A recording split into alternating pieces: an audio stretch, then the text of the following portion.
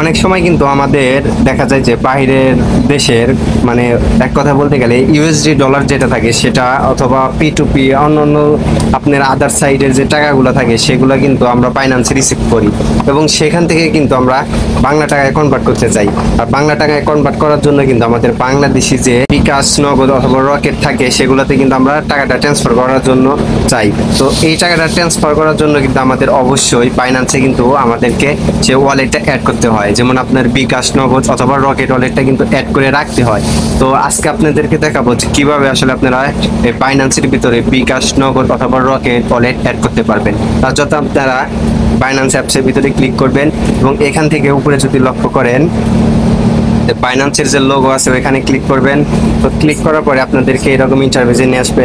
তো এখান থেকে আপনারা আবারও ক্লিক করবেন উপরে যে আপনারা দেখতে পাচ্ছেন যে গিয়ার অপশন অথবা সেটিং অপশন, ওই সেটিং অপশনে ক্লিক করবেন। ক্লিক করার পরে এখান থেকে দেখতে পারবেন এরকম ইন্টারফেসে নিয়ে আসবে। এখান থেকে আপনাদেরকে একটু স্ক্রল ডাউন করে নিচের দিকে আসতে হবে।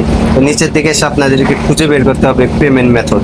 আমি যদি আপনাদেরকে দেখাই যে এখানে কিন্তু পেমেন্ট মেথড আছে, তো এটা আপনাদের খুঁজে বের করে এখানে ক্লিক করবেন। ক্লিক করার পরে দেখতে পারবেন যে এখানে কিন্তু P2P পেমেন্ট মেথড অ্যাড করা আছে। মানে P2P পেমেন্ট মেথড এটাই আমাদের অ্যাড করতে হবে। মেন কথা হলো এখানে আমাদের অ্যাড করতে হবে। তো তার জন্য যদি আমরা P2P পেমেন্ট মেথড আমাদের একটু দেখাই যে আমাদেরকে যে এখানে ক্লিক করতে হবে। এখানে ক্লিক করার পরে আপনাদেরকে এরকম একটা ইন্টারফেসে নিয়ে আসবে। তো দেখতে পাচ্ছেন আমার কিন্তু অলরেডি বাইন্যান্সে বিকাশ কিন্তু অ্যাড করা আছে। তো আমি আজকে আপনাদেরকে দেখানোর সাথে আমি নগদ অ্যাড করে আপনাদেরকে দেখাবো। তার জন্য আপনারা যেটা করবেন নিচে দেখতে পারবেন যে এখানে কিন্তু অ্যাড পেমেন্ট লেখা আছে। নিচে দেখতে পাচ্ছেন যে এখানে কিন্তু অ্যাড পেমেন্ট লেখা আছে। তো এখানে ক্লিক করে দেবেন।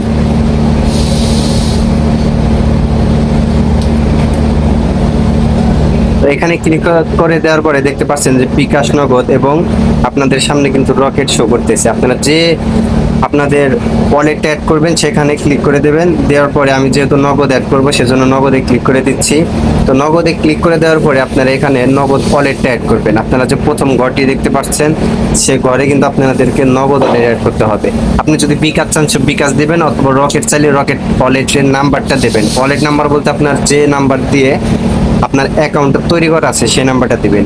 এবং দ্বিতীয় ঘরতে দেখতে পাচ্ছেন রিমার্ক, এটা অপশনাল, এটা দিলেও চলবে না দিলেও চলবে। সো আপনাদেরকে দেওয়ার কোনো প্রয়োজন নাই।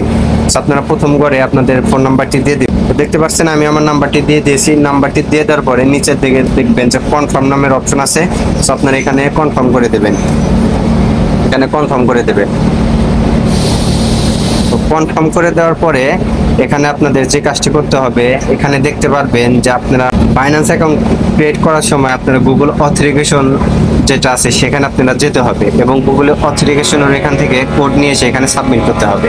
সো তার জন্য আমাদেরকে গুগল অথেন্টিকেশনে যেতে হবে।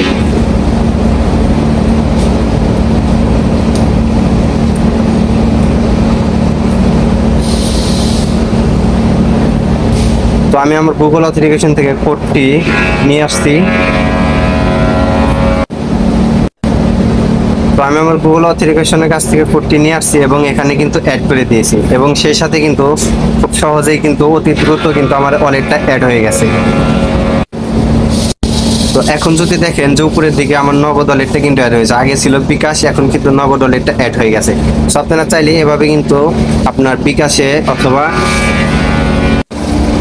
আপনারা চাইলে কিন্তু এখন খুব সহজে এভাবে কিন্তু বাইন্যান্সে আপনার যে পেমেন্ট মেথড আছে বিকাশ, নগদ অথবা রকেট অ্যাড করতে পারে। সো আশা করি বুঝতে